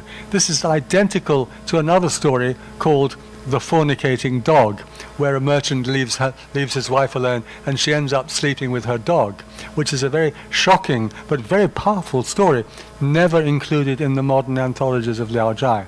And it's a very wonderful story. But this is another, starts off identically. There was a merchant who was much away from home. During one of his absences, she awoke from a dream of a sexual encounter, and feeling around her, sure enough, discovered a little man in her bed. There was something strange about him that betrayed him at once as a fox spirit. After a little while, he climbed down from the bed and disappeared from sight, without even needing to open the door. Now this is what Herbert Giles makes of it. In the province of Hunan, there dwelt a man who was engaged in trading abroad, and his wife, who lived alone, dreamt one night that someone was in her room. What was he doing, you know? Reading a book? Watching TV? I mean, you know, I mean, it kind of spoils it, you know. And then, waking up, she looked about and discovered a small creature which, on examination, she knew to be a fox. But in a moment, the thing had disappeared, although the door had not been opened. So you see, I don't want to make a big deal of this but I mean, readers who are reading Herbert Giles's stories, they must have enjoyed them greatly, but they were missing out on really something rather nice, you know, because this is part of life. And Pu Songling doesn't make a big thing about it. You know, in the late Ming period, early Qing, there were some very, very nasty pornographic novels written, you know, which really are not very enjoyable. I mean, I've struggled my way through a couple of them, and they really are quite disgusting, you know. But Pu Songling has real style, and he's not like that, you know. He's not even like, you know, the great, you know, author of Ro Pu Tuan. Ro Pu Tuan is an interesting novel, but it's, you know, Pu Songling is quite different. But he always has these throwaway references to things like sex, you know, or phlegm, or blood, or whatever. He doesn't, it's just part of life, you know. But for Herbert Giles, that was inconceivable. And yet at the same time, he did a wonderful job. I don't want to put him down. I just want to point out something. Now, I think the last example is the most shocking. So I think young ladies of a sensitive disposition may wish to leave the room at this point. However, having issued that obligatory warning, I will continue. This is from a story called Yingning, and I'll read you my bit again. It seems to be working quite well. I'm trying to remember what I called this story.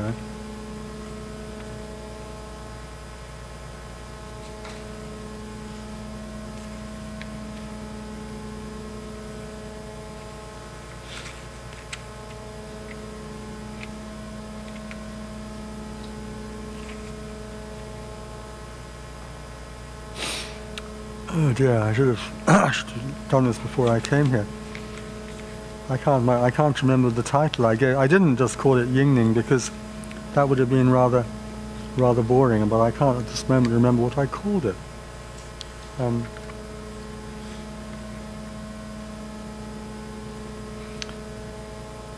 I think that Herbert Giles calls it The Laughing Girl, if I remember right. Yes, The Laughing Girl. But what did I call it?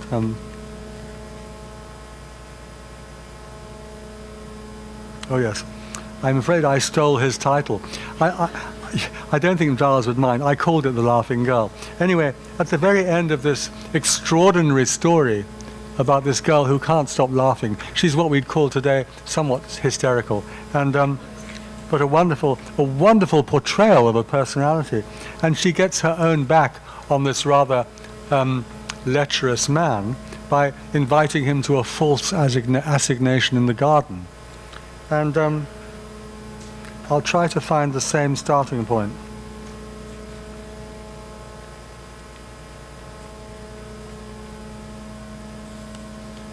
Oh yes.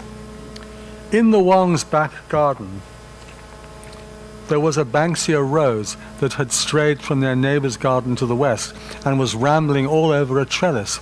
Yingning would often go there and climb the trellis to pick some of the fragrant blossoms for her hair. Mrs. Wang reprimanded her for this, but she paid no heed.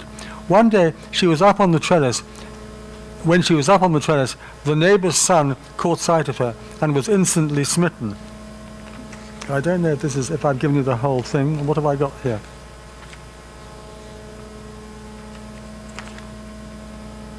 Sorry,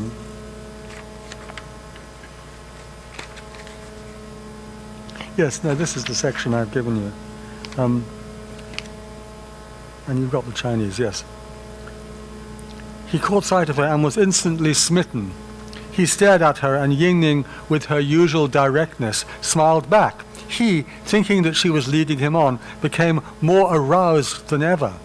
Still with a broad smile on her face, Yingning pointed to a spot on his side of the wall before climbing back down onto her own side. The young man was beside himself with joy at what he took to be an assignation, you see, a rendezvous. And he returned to the same spot that very evening to find her waiting for him. It's a wonderful scene, this. He lost no time and began to make love to her at once, only to feel a fierce shooting pain in his member, that's in his penis, you see, as if a sharp awl was boring into it. He fell with a great cry to the ground, and then, when he strained his eyes, he saw before him not a beautiful woman, but a rotten old log propped up against the wall. He'd been making love to a dank hole worn in the log by the dripping rain. It's very, very concrete and precise. The young man's father heard him scream and came hurrying to his aid, but in reply to his questions, the youth could only groan. It was only when his wife, once again the poor wife comes in, you see, the wife finds her husband, you know, anyway, it was only when his wife came to his side that he told the truth. They lit a lamp and shone it at the log, discovering in the hole a huge scorpion the size of a small crab. The father, having chopped open the log and killed the scorpion, carried his son into the house, but later that night the young man died. I mean, you can't get much more graphic than that, you know. And yet it's totally sort of pornographic. It's just the way that this young man, it's a little bit like Huapi, you know. He's being punished for his unbridled lust, you know, by this strange laughing girl next door, and he ends up having sex with a hole in a log, you know, within which hole there is a scorpion which bites him, and he dies. You know, it's very, very powerful. Now let's see what Mr. Giles makes of this rather challenging section. We'll start from the top of page 7. One day the owner saw her and gazed at her some time in rapt astonishment. However, she didn't move, deigning only to laugh. The gentleman was much smitten with her, and when she smilingly descended the wall on her own side, pointing all the time with her finger to a spot hard by, he thought she was making an assignation. So far, so good. So he presented himself at nightfall at the same place, and sure enough, Yingning was there. Seizing her hand, sorry, but I don't think so, you know. Seizing her hand to tell his passion, he found that he was grasping only a log of wood which stood against the wall. And the next thing he knew was that a scorpion had stung him violently on the finger. You see, I think it's absolutely charming, but I mean, completely not Pu Songling. Pu Songling was not concerned at all about being totally graphic, but in a very elegant way. You know, nobody could accuse him of being vulgar. He was just telling the truth, you know. And that was the end of that. That was the end of the romance. And he died of his wound. I mean, he just had a bite on the finger, poor guy. You know. So I could have given you another 50 examples, because it's a very rich treasure trove, and one day I shall do it and put them all together in a book. It might be a bestseller, actually. You know, I might get a modern graphic artist to illustrate it. But I don't want to fall into the trap of saying that, you know, Herbert Giles was bad, because he wasn't. He was just a person of his own day. He was a man of the late night. He wrote this in the late 19th century, and he wasn't Richard Burton. He didn't go around wearing Arab robes and riding a camel. I mean, he was an English gentleman living in Cambridge, and he did do a very good job. I mean, his stories were very widely read. For example, the wonderful Argentinian writer Borges, I mean, he read Giles. He loved Giles. He quoted Giles at great length. He was very influenced by Giles. And you know, Giles had a very wide readership, and his Liao Jai book has been reprinted and reprinted and reprinted. But I just want to be honest and have to say that he does leave a great deal out. And he gets rounded. You get to know the man very well when you see the way he copes with the situation. Very charming, actually. I think he's the kind of person I would have enjoyed having tea with, but I would probably have been very careful not to see too much of him, because he was very argumentative. And he would have loved attacking me, I'm sure, just like the gentleman from the National University of Petroleum. So I'm quite glad we were not contemporaries. But I want to end, I think we're just about time, I want to end by reading to you something that he wrote about Freemasonry. I put it on page 2, because I think it sums up better than anything else something about this wonderful man and what made him very special. And as I said, I've been led to this by discovering that he was a Freemason, that he created the Freemasons' Lodge in Xiamen. And this led me to read his essay on Freemasonry. And this is what he wrote at the top of page 2, The Freemasonry of the Heart. Does this question point to that higher and more ethereal scheme of morality, veiled in an allegory and illustrated by symbols drawn from the operative masonry, which was initiated in prehistoric times when the human race, emerging gradually from savagery and barbarism, first turned to contemplate the wondrous works of the great architect of the universe and began to recognize the mutual obligations subsisting between man and man. Because Freemasonry had very high ideals. It was a very elite organization and in a secret society, really, but it did have very high ideals. And one has to respect it for that. And they have this very non-denominational belief in a universal creator, a universal spirit. And this was what Herbert Giles believed in. And he ends up by saying, "For this is the masonry that every enlightened mason," a mason is a person who works with stone, you see. So for him, it's a symbolic way of talking about the human being trying to become a better human being, trying to fashion the stone into a really beautiful stone. So it's a metaphor for exactly what I've been talking about, for the process of self-cultivation, 修养, for formation. This is the craft of masonry. It's a spiritual thing, not a physical thing. For this is the masonry that every enlightened mason should seek to cultivate. The masonry, not of forms and ceremonies, but of the heart. Now, I think that's a very powerful statement, and I think it conveys a very deep message about the nature of this extraordinary human being who ended up dedicating his life to the study of Chinese literature and who translated two very important works, which are, of course, very closely connected, the Zhuangzi and the Liao Jai. I mean, he was doing exactly what James Legge had not done. He was finding another tradition within the Chinese heritage, the tradition of the great imaginative storyteller who is conveying some deep perceptions of the human condition through the art of storytelling. And that's a great tradition that has run straight all the way through Chinese literature. And we were very fortunate to have had somebody as remarkable as Herbert Giles to actually step into that gap and fill it in the late 19th century in the way that he did. Thank you very much.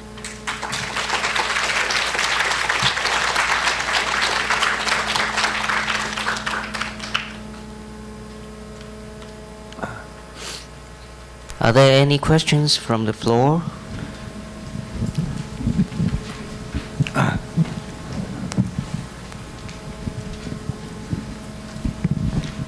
Thank you very much,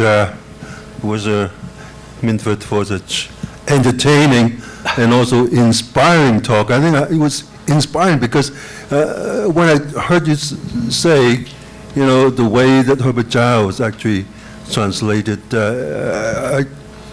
all kinds of thoughts, ideas actually swelled up in my mind.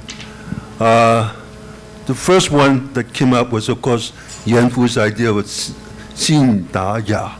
Because in this Ya, elegance, now you sacrifice almost the Xin and Da in order to attain Ya, elegance. So maybe there's something to do with that, because I think probably Yan Fu was more or less contemporary with Herbert Giles.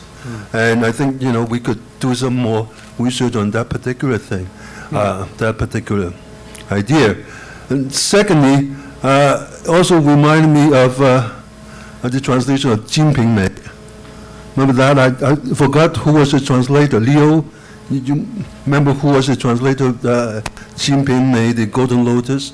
Clement Egerton. Oh, yeah, right, yeah. With help from Lao She. I mean, Lao She did all the work, actually. Right. Yeah. Right.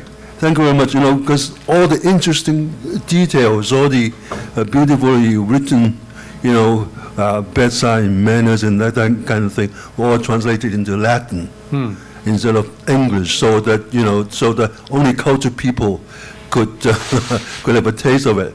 That's the second thing. The third point is actually in the late Qing era, which is of course contemporary with Giles. There was a very famous translator called Bao Tianxiao, who was based in Shanghai, and later on I think he moved to Hong Kong and died just maybe in the 1960s or 70s, and very, very famous one, also a publisher. He translated Rider Haggard. Remember you talk about Rider Haggard?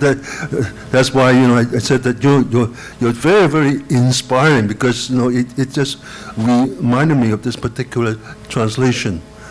He translated Rider Haggard's novel called Zhong Haste, and he translated, of course, in very beautiful Chinese, about the story about this virtuous and beautiful young maiden falling in love with this young man and so on and so forth. And he called it the first half of Zhong Haste. I forgot the Chinese title for it.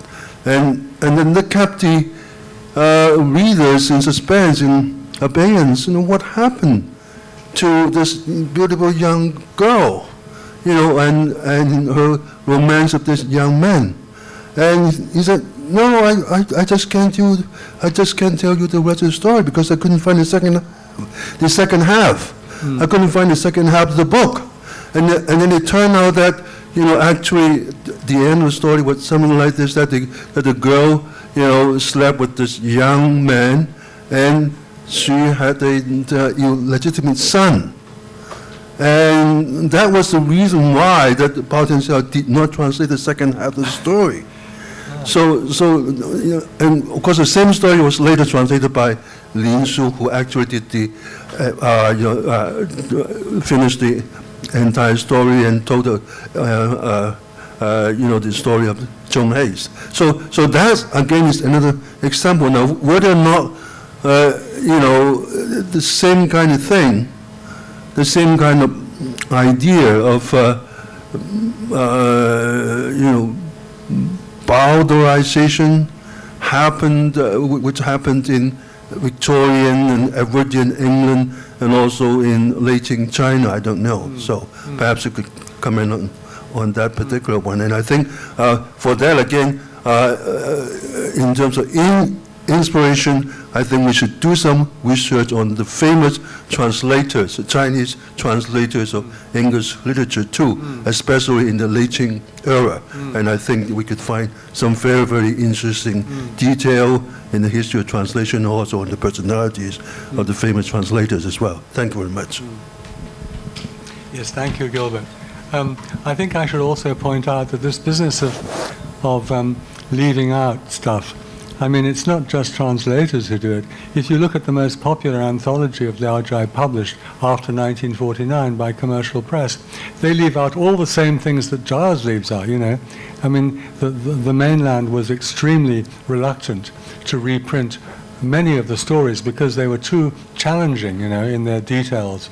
And so it's not just translators. I mean, it's also publishers, editors, and so on within the Chinese world who have trouble. And if you look at the very best modern edition of Liao Zhai, which has very helpful footnotes, whenever it comes to something that's too difficult, I mean in that way, they just say something like too disgusting to explain, or Pu Songling is being thoroughly obscene here. We refuse to explain what he's really saying. I mean, usually with any kind of reference to homosexuality, they're very, very reluctant. And Pu Songling wrote some wonderful stories about Hu Lijing, who were men, I mean, there's a very famous homosexual story about a love between two men, one of whom is actually a male Hu Lijing. And it's a story about true love.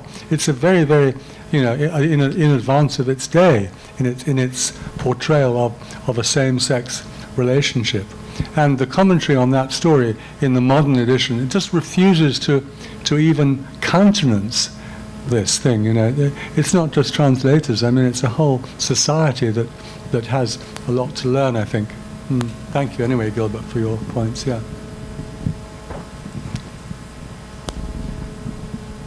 Hello, Professor Minford. Can I just follow up on your answer just now? Chinese leaving out all these places which refer to sex, for instance, after 1949, the example that you gave, is more of a institutional kind of censorship, isn't it? It's not somebody's individual decision, but Giles versus Richard Burton, they are contemporaries, but they adopted very different attitudes towards the same topic. So would you say that Giles did this because of a personal self-censorship, because of his being a clergyman, or is it because there is a general sort of social attitude towards sex that he had in mind for his audience, for his readership, for instance, that he did this self-censorship? Well, he was certainly self-censoring, yes, but I think he was a very different personality from Richard Burton. I mean, I don't suppose Herbert Giles ever rode a camel, whereas Richard Burton was an adventurer. He discovered the source of the Nile and so that kind of thing.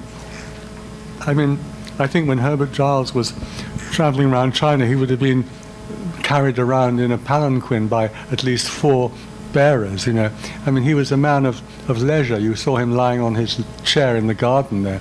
I mean, he was a gentleman of leisure, and he was very much, he wanted to be part of the establishment. He was the professor at Cambridge, and so on and so forth. And he was always hanging out with the Chinese ambassador in London, and who was a nobleman. He was I think the son of Zheng Guofan. And just a very different personality who didn't want to stand against the conventional mores of his time, whereas Richard Burton was an absolute rogue, He was an adventurer, and he was in many respects not a very likable person, actually, but he was deliberately flouting convention. That was his nature, Some people like to do that. Some people like to be outrageous, and where, I could have come today dressed up as a woman, for example. That would have been not in my nature because I'm not that kind of person, but I know people who do, I have a very good friend who would like to keep everybody in suspense up until the last moment as to whether he was going to come dressed in man's clothes or women's. After all, look at one of my great heroes, Zhang Guorong, Leslie Zheng, I mean, he would have turned up in a woman's dress and then left and come back in a man's suit, People are different, that's the thing. And he was both, I mean, Leslie Zheng was both himself, but also he was interacting with the society of his time, and he was on the edge of what was acceptable. So people are just different, Some people like to flout convention. Richard Burton was like that. And some people are just more comfortable staying within convention, and that was what Herbert Giles was like, really. Just a quick question. BT 三尺 sounds a lot like 3 feet of snot, not 3 inches. How does... Oh, really? 3 feet would be much better. Is it? I can't remember. In the Chinese text here, it says 3 feet. I mean, that's an awful lot of snot, isn't it? Yeah, but I mean, very difficult pill to swallow. I don't know why. There may be a textual variation or something. I doubt I would have translated feet as inches, but Anyway, thank you very much. That's the kind of information I need badly. Thank you. When the next printing comes out, it may say 3 feet, if you're right, yeah.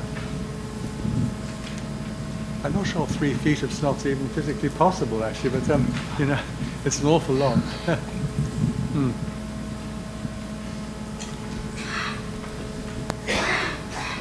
Oh, Professor Drew.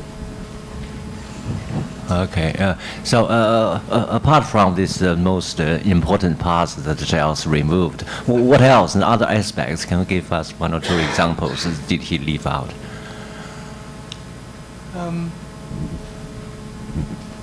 Well, for example, I mean, it's not just to do with sex and blood and snot. I mean, he sometimes, yeah, it's connected, but sometimes there'll be a story where you know, a man and a woman make love, and then at a later stage in the story, the woman gives birth to a child, and that's an important part of the plot.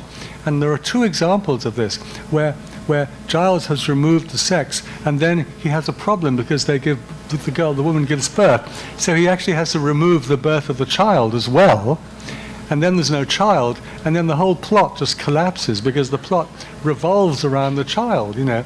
So he's at least consistent, but I mean, it's really, it lands him in serious trouble, but it nearly always begins with something physical, you know.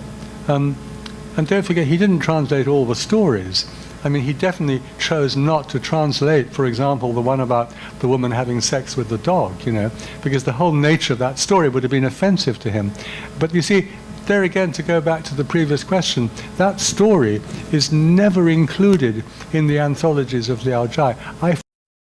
Because I was looking at the very original edition, and it's a very short and very powerful story about a woman whose husband is always away from home, and she takes up with the dog, you know, and the dog sleeps in her bed, and when the husband comes back, the dog just kills him, you know, because the dog is extremely jealous of the man, and he just attacks the husband when he enters the wife's bedroom and kills him.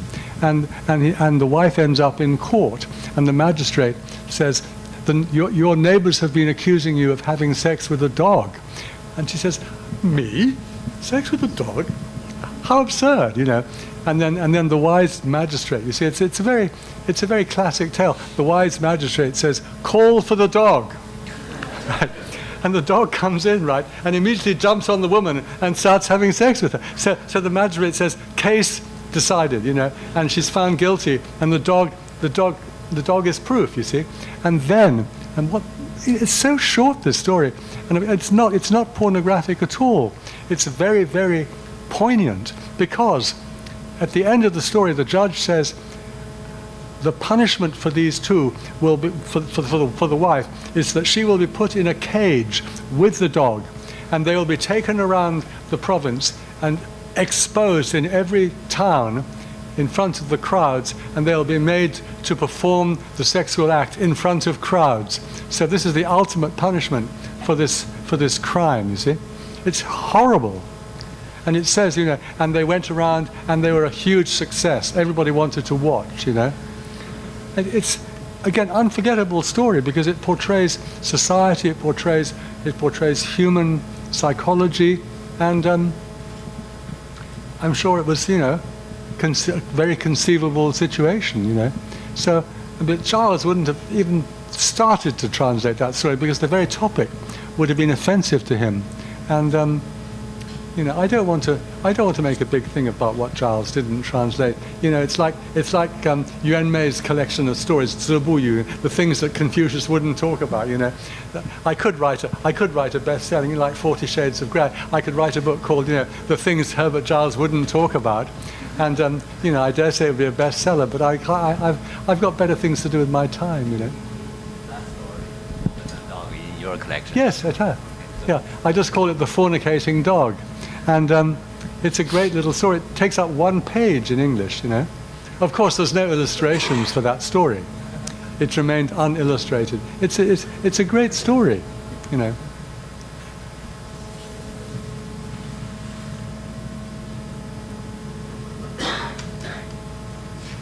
Yes, Margaret. First of all, thank you for a fascinating lecture. Can I suggest that you urge your readers to read the preface of your translation, because it was a great opening to me. I think the most important thing about Liu Zai is that when we really read the Chinese, and having read your translation, I read the original again, and you find the succinctness of the language, how, what the essence of poetry is the economy of words, and you find that entirely there. But the most important thing to me was that it shows a different part of the Chinese culture. I think that's what you talked about in the preface, that the majority of the common people are closer to these stories than the edifying classical literature that we are brought up in. And so I think that you should recommend, particularly your Chinese readers, to read your preface, because it helps us to think of these stories in a totally different way. But what about the National University of Petroleum, I think that letter should be included in your next edition. Illustrates powerfully what things we are keeping away from people who can read Chinese.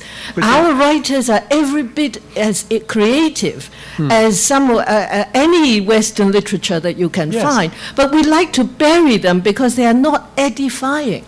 I know. I mean, two things. First of all, on the subject of the National University of Petroleum, if you go to their website, you'll find their most famous alumnus is the former Minister of Public Security, Zhou Yongkang, right? He's now spending the rest of his life in jail, right?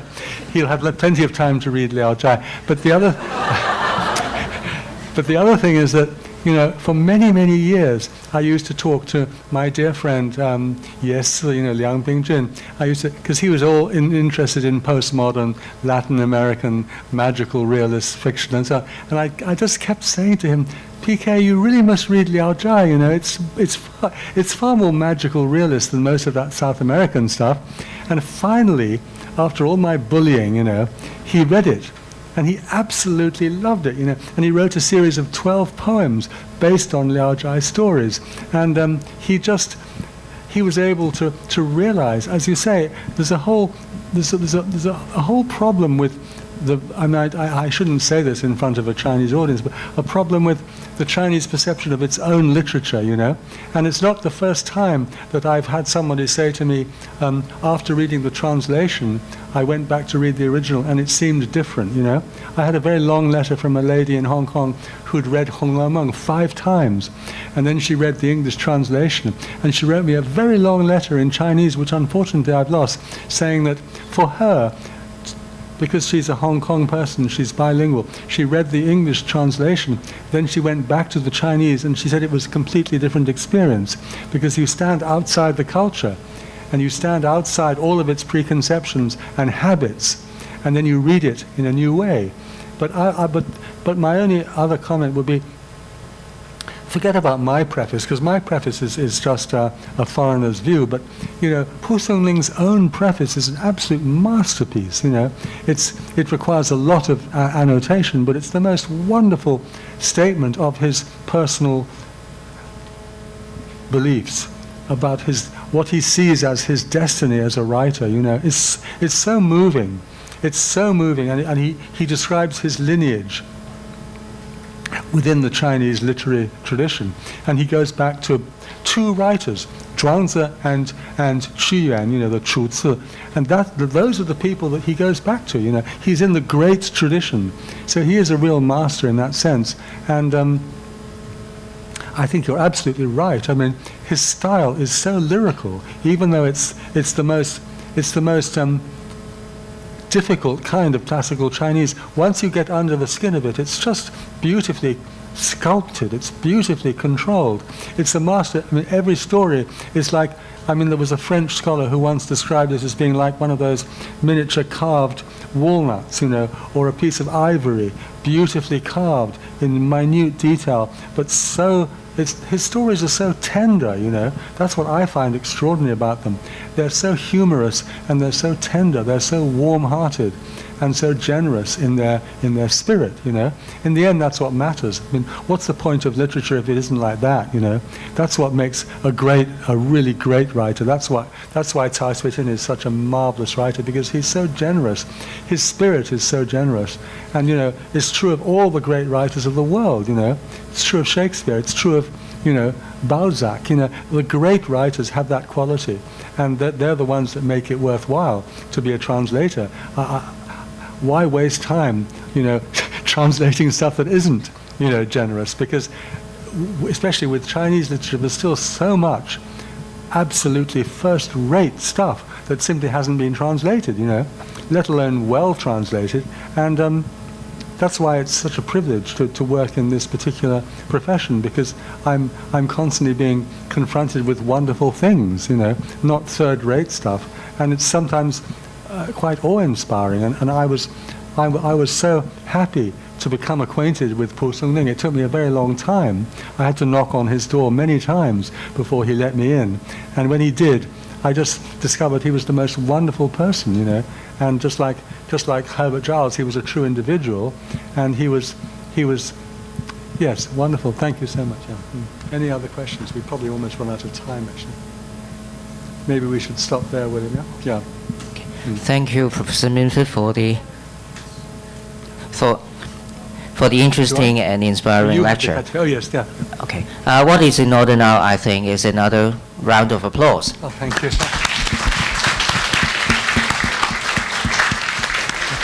Thank you all for coming.